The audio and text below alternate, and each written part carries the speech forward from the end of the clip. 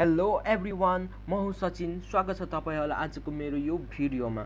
त आजको भिडियोमा म रिमोट र रिसिभर बनाउन गएको छु, जहाँ म लाइटरको प्रयोग गर्नेछु। त आजको भिडियो सुरु गरौँ।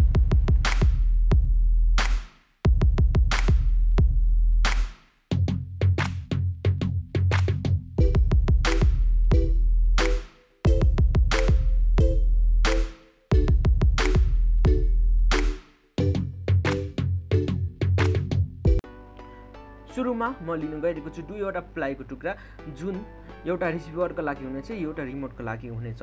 अफकोर्स लाइटरको रिमोट सिस्टम बनाउँदैछौँ त लाइटर चाहिनेछ। लाइटरको चाहिँ मेनली गरी भित्रको एलिमेन्ट चाहिनेछ, जुन लाइटिङ ट्याक गरेर फाल्छ त्योवाला। त्योभन्दा अगाडि यो लिनुपर्ने छ कपर वायरको टुक्राहरू। यसलाई एन्टिना बनाउनु पर्ने हुनेछ।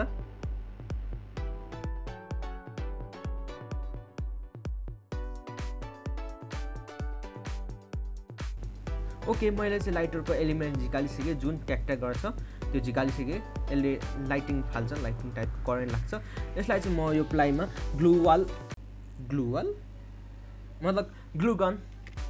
ग्लुगनले म यसलाई फिक्स गर्नेछु। त्योभन्दा अगाडि चाहिँ कपर वायरले यसलाई म बान्नेछु, ताकि यसको एन्टिना बनोस्।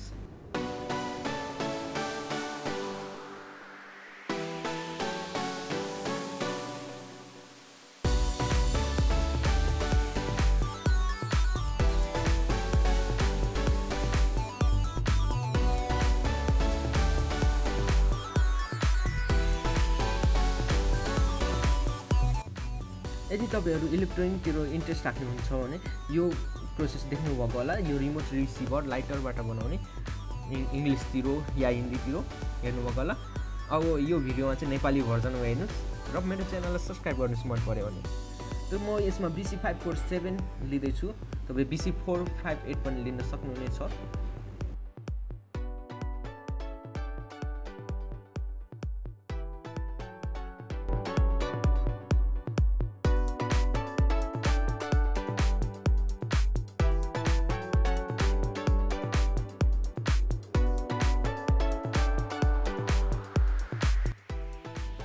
मैले अघि डिस्प्लेमा देखाएको जस्तो सर्किटले कनेक्सन गरेपछि यसलाई पनि म यहाँ ग्लु गनले फिक्स गर्छु। यो चाहिँ यसको रिसिभर पार्ट हुनेछ र लाइटरवाला एलिमेन्ट चाहिँ त्यसको रिमोटवाला पार्ट हुनेछ।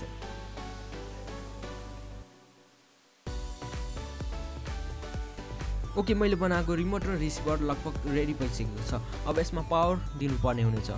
म चाहिँ 5 भोल्टको पावर दिनेछु, जुन मैले मोबाइल चार्जरबाट दिएको हो। तपाईहरु 5 भोल्टदेखि 12 भोल्टसम्म दिन सक्नुहुनेछ। त्यहाँभन्दा माथिको दिनुभयो भने तपाईको ट्रान्जिस्टर उड्नेवाला छ या पड्किनेवाला छ। जुन रिसिभरको पोइन्ट छ त्यहाँ जब पावर दिनुहुन्छ, तब दुईटा एन्टिना निक्लेको ठाउँमा दुईटा अमलाले छुनुहुन्छ भने त्यो बल्नेछ। जसरी अघि बोलाएको थियो यसरी बल्नेछ। हेर्नुस्, एलईडी बलिरहेको छ। त्यो यसको मतलब अब हाम्रो रिसिभर र रिमोटले काम गर्नेछ।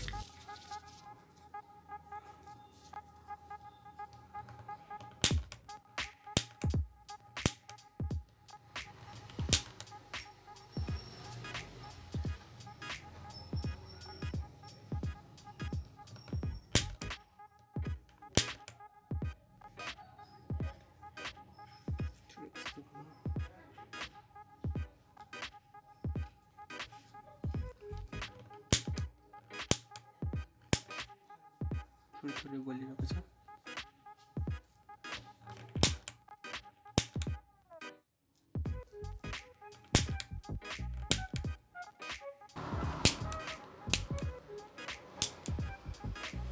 हेर्न सक्नुहुनेछ, यो बलिरहेको छ। थोरै मधुरो बलिरहेको छ, तर काम चाहिँ गरिरहेको छ।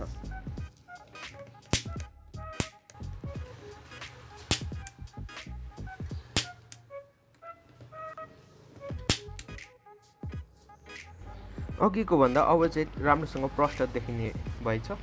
अघि चाहिँ क्यामेराको एङ्गल नमिलेर होला, अलिक क्यामेरामा नै देखिरहेको थिएन। अहिले चाहिँ क्यामेराको एङ्गल मिले जस्तो छ अनि राम्रो प्रष्ट देखिरहनु भएको छ।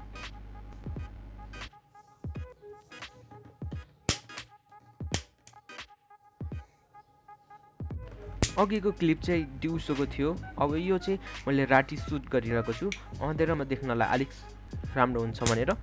Let's try it.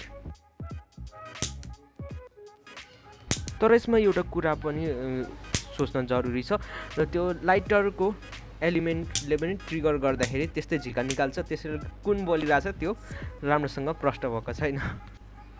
त्यसको लागि मैले एउटा आइडिया निकालेको छु। म थोरै यो चिममा जुम गर्नेछु, यो एलइडीमा जुम गर्नेछु अनि बत्ती निभाउनेछु म। अब यो ट्याग गर्दाखेरि बल्छ कि बल्दैन थाहा हुन्छ। ओके, यो बलिरहेको रहेछ, थाहा भयो। अब जुन तपाईँले अगाडि देख्नु भएको थियो एलिमेन्ट निकालेपछि त्यसको बाँकी बडी थियो, त्यसको मैले यस्तो बनाएको छु।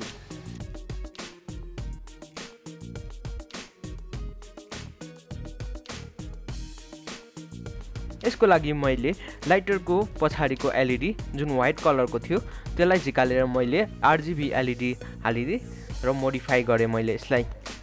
त आजको भिडियो तपाईँलाई कस्तो लाग्यो लाइक शेयर कमेन्ट गरिदिनु होला, मेरो च्यानललाई सब्स्क्राइब गरिदिनु होला।